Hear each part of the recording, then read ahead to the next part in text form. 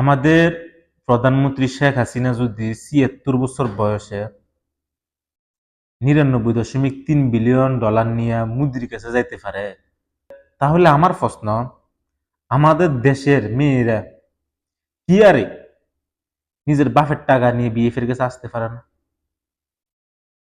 শেখ হাসিনা যদি পারে, বোন তোরা কি এরে পারস না? কি এরে বিএফ এর টিয়ারি খরচ করাস? বাগি যেতে সময় বিএফ এ হুন্ডাই বেসন লাগে, পোলাপেন হাতের মোবাইল বেসন লাগে, কি এরে তোরা ফারস না একটু বাপের বেতে লই যেতি?